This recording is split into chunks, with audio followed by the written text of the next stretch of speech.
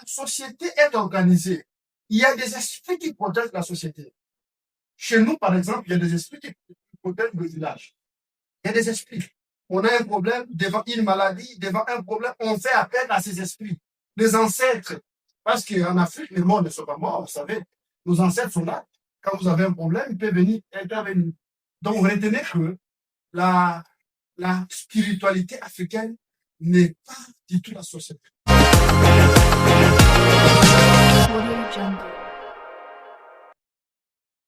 Et si la spiritualité africaine avait jamais disparu, mais avait simplement été réduite au silence? Mesdames et messieurs, vous êtes sur Congo et Asika Podcast, un podcast dédié à la valorisation de nos valeurs culturelles et à la promotion de la jeunesse congolaise. Et aujourd'hui, nous abordons un sujet très sensible et très profond.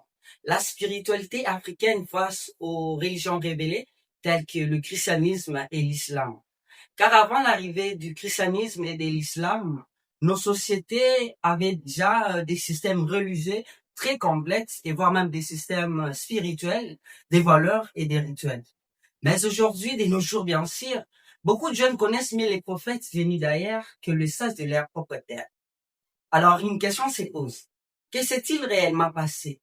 Nous avons changé ou nous avions simplement évolué? Nous avons perdu quelque chose? Pour en parler, nous recevons aujourd'hui un invité dont la réflexion sur la culture et la richesse de nos terres congolaises suscite beaucoup d'intérêt et parfois même de débat. Monsieur Branche Moïmwamba, à qui j'ai dit bonjour, merci d'avoir accepté notre invitation.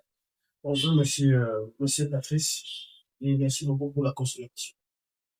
Alors, pour commencer, monsieur Branche, pouvez-vous nous raconter votre histoire, votre parcours et ce qui vous a amené à défendre la culture congolaise et africaine? Merci, monsieur Patrice. Avant tout, je suis fils de terroir. Je suis un villageois, je dire. J'ai vécu la tradition, je suis grandi au village. Je vis comment le jeune cherche à effacer notre tradition. Alors que notre tradition, notre culture est riche. C'est pourquoi j'avais eu ce courage-là de pouvoir écrire, de pouvoir défendre, de pouvoir valoriser notre culture. Voilà la motivation qui m'avait poussé à étudier la culture. Et surtout la culture Bangui, parce que moi je suis les Bangui Bobani. Bangui Bobani, c'est une langue, Bobani, c'est une langue qui se parle en République démocratique du Congo selon la classification linguistique de Macron Guetry. Là, je parle de la linguistique. La langue Bobani est classée dans la zone C32. Ça, c'est les codes. Donc, cette langue est reconnue comme la langue mère de la langue lingala.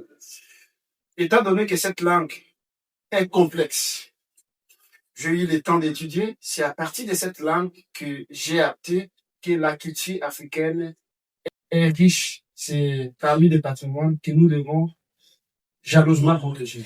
Voilà un peu de cette actrice. Wow, c'est très fort, nous retenons. Alors, est-ce que vous pouvez nous dire quel a été votre premier choc culturel, bien sûr, face à l'influence étrangère dans notre société? Et d'abord, il y a ce que nous appelons la complexe. Il y a complexe d'infériorité. Okay. Même ici à Kinshasa et partout ailleurs, vous voyez beaucoup de jeunes ont du mal à parler la langue maternelle ou le dialecte. Ils ont du mal à parler. Quand vous parlez en langue, on te taxe comme si vous maîtrisez rien. Vous voyez maintenant? Portez même le nom de votre tradition ou le nom de votre famille, ça devient maintenant un problème. C'est maintenant un problème. C'est pourquoi j'ai été choqué de voir que les Africains rejettent leur propre tradition au profit des traditions occidentales. Donc, ce sont des chocs qui m'avaient été affectés et c'est par là que j'ai eu à étudier la culture. Quels sont les bienfaits de la culture? Quels sont les désavantages? Je ne dis pas que la culture africaine est parfaite. Il y a toujours des insuffisances. Mais nous devons savoir que cette culture est riche, que nous devons protéger. Or, aujourd'hui, ça s'efface. Aujourd'hui, la culture s'effondre. Voilà un peu la motivation qui m'avait fait. Alors, vous pensez que c'est les parents qui ont tort de ne pas apprendre leurs enfants les langues maternelles, ou soit ce sont les enfants eux-mêmes qui ont ces complexes d'infériorité que vous venez d'étaler ou d'évoquer tout à l'heure? Bon, je ne dois pas donner la faute aux parents et je ne dois pas aussi les soutenir. Ils sont d'abord les détenteurs les détenteurs de la tradition. Même en linguistique, on dit la langue maternelle. Quand on dit langue maternelle, c'est la langue que le parent, que la maman apprend à son enfant. D'ailleurs, la première personne à apprendre à l'enfant la langue, c'est les parents, ou la maman ou le papa. Donc, si nous voyons que les jeunes n'arrivent pas à parler la langue, c'est d'abord le parent. Et à un certain niveau aussi, nous, les enfants des jeunes, nous souffrons des complexes. Quand je parle, les amis vont parler le français, moi je vais parler la langue, je vais me sentir un peu lésé là. Donc, la faute incombe aux enfants et aux parents. Donc, la faute est partagée. Alors, si vous pouvez nous dire, avant l'arrivée du christianisme et de l'islam, bien sûr, sur les continents africains, comment était organisée la spiritualité africaine? Parce que c'est ça même notre sujet, notre télévision. Je sais que ce mot va choquer beaucoup de monde. Et ne me tenez pas trop de rigueur. Moi aussi, je suis aussi chrétien. Je suis chrétien. Je crois aussi en Dieu. Mais étant qu'un scientifique, je peux dire que l'Afrique peut vivre sans nous. Ok? L'Afrique peut vivre sans nous. Oh, c'est vrai. Donc, avant l'arrivée du christianisme ou de l'islam, la société africaine était bien structurée. Bien structurée. Donc, il y a déjà les dimensions. En Afrique, par exemple, il y a d'abord Dieu, on connaît d'abord Dieu, omniprésent, omnipotent comme Dieu les chrétiens.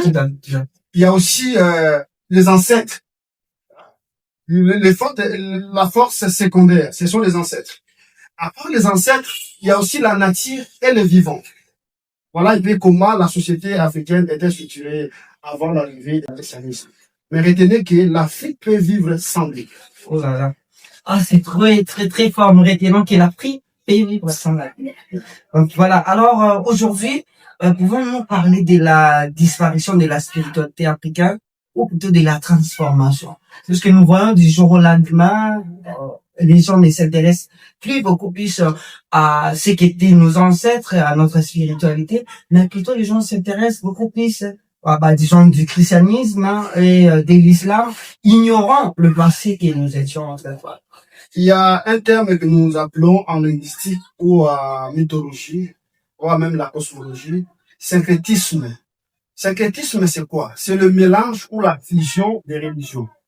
Aujourd'hui, nous vivons le syncrétisme. Donc, il y a un mélange entre christianisme et la tradition, la spiritualité africaine, la fusion entre l'islam et la culture africaine. Maintenant, le mal, c'est quoi? Aujourd'hui, un Africain, quand on le dit, quand on parle de la spiritualité ou de la culture africaine, on le taxe d'un païen. Là, c'est un athée, il croit pas à Dieu. Or, la spiritualité africaine ne doute pas de l'existence de Dieu. Donc, aujourd'hui, il y a la fusion qu'on appelle en cosmologie, syncrétisme. Donc, la fusion entre le christianisme et la spiritualité africaine. Voilà. En vrai, est-ce que l'Africain d'aujourd'hui pratique une foi qui lui est étrangère? Parce qu'en fait, vous allez me dire que non, le christianisme et l'islam n'est pas notre foi, en fait, étant africain. Est-ce que vous êtes sûr et convaincu que vraiment nous avons perdu notre foi? Oui, nous avons perdu notre foi, non aussi. Ok. Parce que il y a toujours ce qu'on appelle le relève. Nous, en notre langue, nous disons, vous allez au moins me comprendre aussi, je vais utiliser ma langue. Nous disons chez nous, par exemple, un coquin bateau, petit canard se bat. Même si le gens meurt, il y a toujours les gens qui restent. Ah, tout à fait. Vous voyez maintenant? C'est ça qu'on appelle le relève. Il y a toujours des relèves. Il y a les gens, il y a des détenteurs de la tradition. Il y a des gens qui rejettent la tradition. Il y a des gens qui inspirent de la tradition. Nous disons que nous avons perdu une partie de notre foi africaine et nous gardons un peu.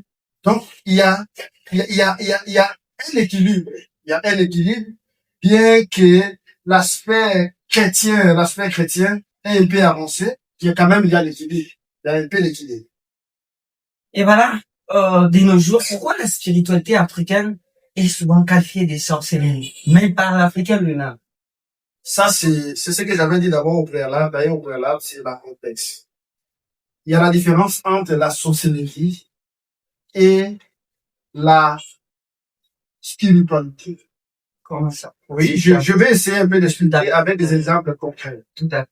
Un sorcier, c'est quelqu'un qui envoûte les gens. Même dans la tradition ou dans la spiritualité africaine, on connaît des sorciers. Il y a des tribunaux. Même l'État congolais aussi connaît qu'il y a des droits coutumiers. Dans les droits coutumiers où on est en train de condamner des sorciers. Un sorcier, c'est quelqu'un qui envoûte les gens. Maintenant, dans la culture ou dans la spiritualité africaine, la société est organisée. Il y a des esprits qui protègent la société. Chez nous, par exemple, il y a des esprits qui protègent le village. Il y a des esprits. On a un problème devant une maladie, devant un problème, on fait appel à ces esprits. Les ancêtres. Parce qu'en Afrique, les morts ne sont pas morts, vous savez. Nos ancêtres sont là. Quand vous avez un problème, ils peuvent venir, intervenir. Donc, retenez que la spiritualité africaine n'est pas du tout la sorcellerie. La sorcellerie, c'est une autre chose. C'est une autre chose. La spiritualité africaine condamne aussi les sorciers. Et on les taxe aussi des amendes. Voilà. Ah, voilà. Est-ce que c'est dû à la colonisation que l'Africain ou les Africains ont perdu leur style? Donc, depuis qu'ils nous films colonisés, si on peut le dire, voilà, est-ce qu'il y a vraiment perdu notre coutume depuis ces moments-là? On pense aussi. Oui, à partir de la coutume, nous avons essayé de le faire.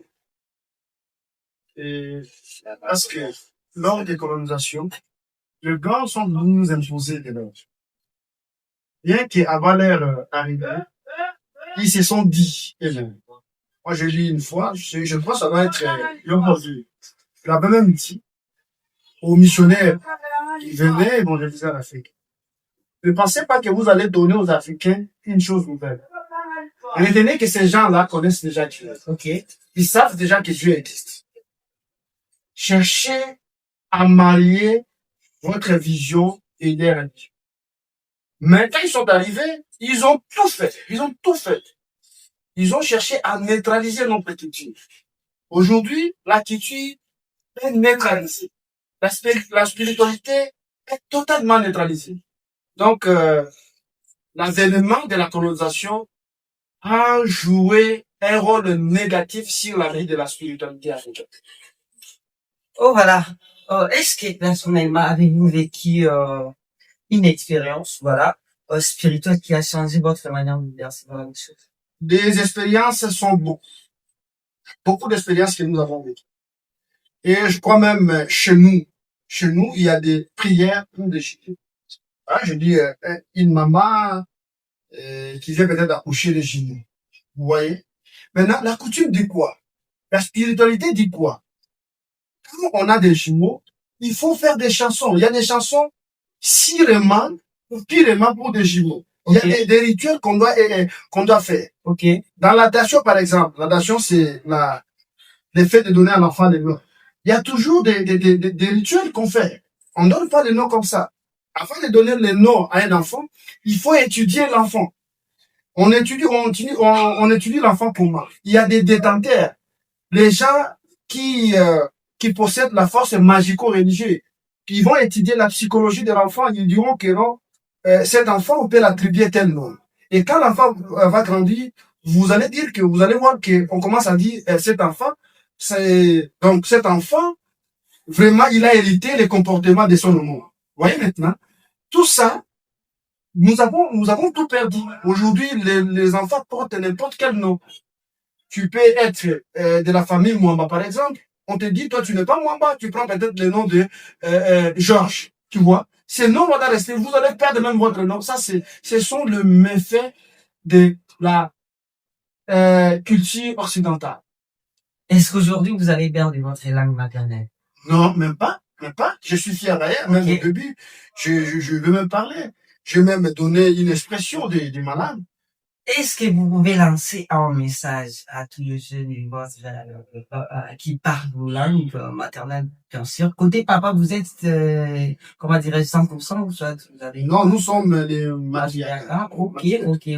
Si vous pouvez lancer un message à tous ces jeunes, bien évidemment, dans ces provinces, ça leur fera énormément plaisir, bien sûr. C'est pas seulement lancé à travers notre province. Oui, avec Je qui? pense- Non, là, je parle de votre langue maternelle. Ah, Qui ces gens-là comprennent ce message. Et je vais leur dire que Et n'oubliez pas de traduire, hein. Nous avons nous avons essayé.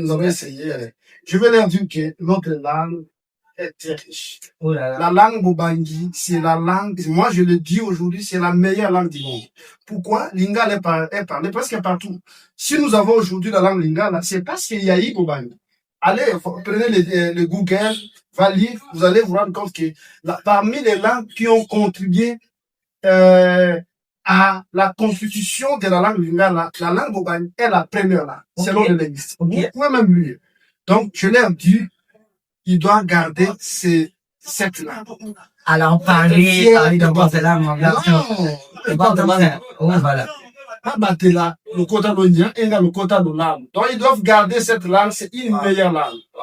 Donc, à part seulement ça, il y a tout. Tous les gens du terrain sont écrits. Il y a des proverbes, il y a des devises, il y a des contes. Chez nous, il y a des contes, il y a des devises, il y a presque tout, des fables. Même moi, en G3, je travaille sur les devises. Je parlais sur les devises, approche socio-littéraire, les devises anthroponymiques, c'est par là que j'étais en train de démontrer aux gens que le nom n'est pas un produit du hasard. Chaque nom chez nous est attaché à une devise. Voilà. Alors, nous arrivons bientôt à la fin, messieurs et dames, de cette échange, bien sûr.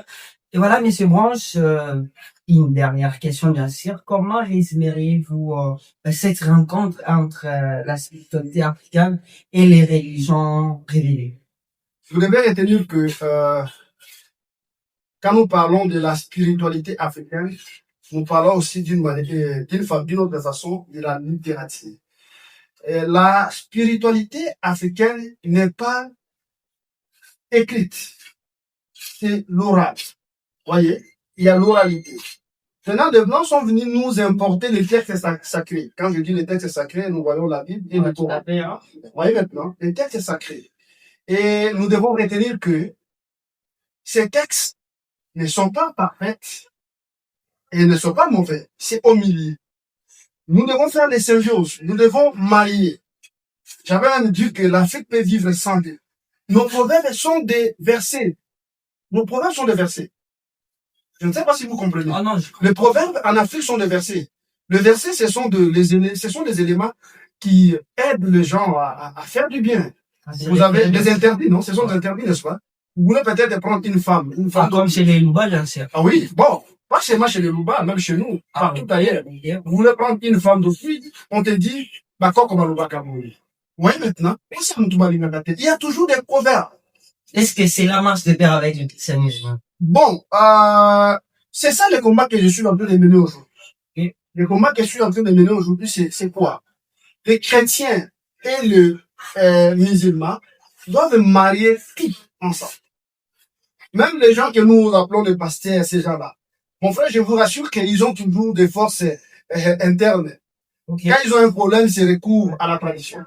Même toi là, je te l'ai dit, c'est clair, mon frère. Le jour où tu auras un problème, le jour où on va t'arrêter, tu auras voir votre grand-parent, vous allez consulter quelqu'un pour la protection. Et le meilleur pouvoir au monde, c'est le pouvoir coutumier. Et c'est quoi, c'est? Le pouvoir coutumier, c'est quand vous voulez monter, hein, on doit te consacrer. Mais les chrétiens aussi, Jésus-Christ. Mon frère, même les chrétiens, beaucoup de nos politiciens sont chrétiens, non? Vous savez, non? Ils partent au village pour avoir la bénédiction, c'est ça. Oh là, je ne sais pas, qu'est-ce que vous en pensez, messieurs et dames? Nous voilà à la fin de cette émission, bien sûr. Alors, messieurs Branche, merci beaucoup plus pour votre franchise et la profondeur de vos analyses, bien sûr. Chers téléspectateurs, cette conversation nous rappelle que connaître ses racines et ses origines n'est pas simplement un retour en arrière, mais cela nous aide également à mieux avancer. Voilà, vous étiez sur Congo SK Podcast, les podcasts qui explorent la culture congolaise, la vérité et les bras de notre époque. Si cet épisode vous a interpellé, partagez-le et abonnez-vous massivement.